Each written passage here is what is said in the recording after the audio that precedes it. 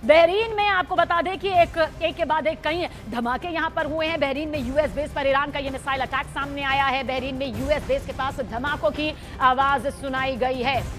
तो ये धमाकों की वो आवाज है जो कि लगातार हर किसी को दहलने पर मजबूर कर रही है। यूएस बेस पर ईरान का ये मिसाइल अटैक है।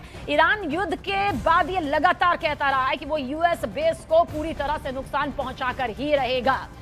और वहीं पर ईरान का इजराइल पर यह मिसाइल अटैक सामने आया है। इजराइल के पेटा टिकवा पर यह मिसाइल दागी गई है। मिसाइल के गिरते ही जोरदार धमाका यहां पर हुआ है और इस धमाके में देखिए किस तरह से परखच्चे पूरी तरह से उड़ते हुए नजर आते हैं। हमले का ये खौफनाक वीडियो है जहां पर ईरान ने ये मिसाइल दागी है। ईरान इस युद्ध में अगर 1 महीने से ज्यादा के वक्त तक टिका हुआ है तो आप सोच लीजिए, और अगर वो कहता है कि कम से कम वो 10 साल तक टिका रह सकता है, तो ये वो खतरनाक ड्रोन और मिसाइल है जो कि दुनिया में उसकी सबसे बड़ी ताकत को यहाँ पर सामने रखते हैं। और हमले का ये खौफनाक वीडियो उसी के पलटवार के जरिए सामने आया है। और वहीं पर इजराइल के जेरूसलम का रुख करेंगे जहां पर ईरान के हमलों के बाद से ही तबाही का खौफनाक मंजर देखिए किस तरह से सामने आया है। इस तबाही के दिल दहला देने वाले मंजर की तस्वीरें न्यूज़ 18 इंडिया की टीम ने अपने कैमरे में रिकॉर्ड की है। रिफत अब्दुल्ला की ये जाबाज रिपोर्टिंग आप देखिए।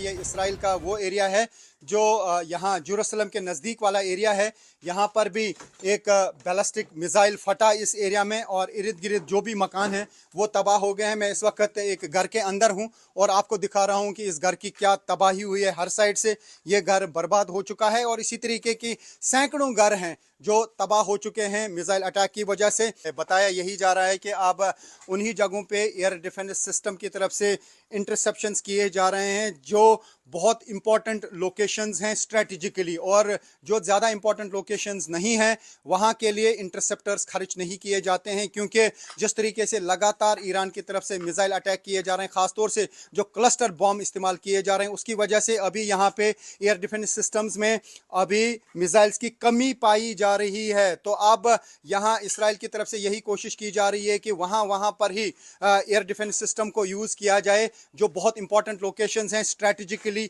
या डिफेंस फोर्सेस की जो लोकेशंस हैं उनको बचाने के लिए, या जो बड़ी बड़ी इमारतें हैं या बड़े बड़े एरियाज़ हैं, खासतौर से टेल अवीव हो या हाइफा हो या जेरूसलम हो, जो वहाँ की इंपॉर्टेंट लोकेशंस हैं उन्हीं के लिए इंटरसेप्टर्स भेजे जाएंगे। और जो बाकी ओपन एरियाज़ में या फिर ऐसी जगहों पे जो ज़्यादा इंपॉर्टेंट नहीं है, जो मिसाइल वहाँ की ओर जाएंगे उनको रोकने की कोशिश अब यहाँ का एयर डिफेंस सिस्टम नहीं करेगा।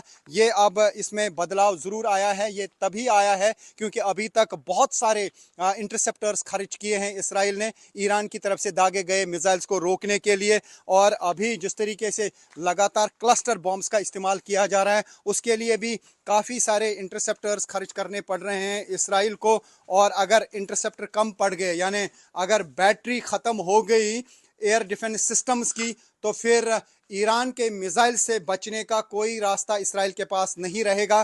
तो ऐसे में ज़रूर यहाँ पर भी अब सख्ते में आ गया है इसराइल, क्योंकि जिस तरीके से लगातार हमले किए जा रहे हैं ईरान की तरफ से, तो यहाँ पर काफ़ी सारे इंटरसेप्टर्स को इस्तेमाल करना पड़ रहा है।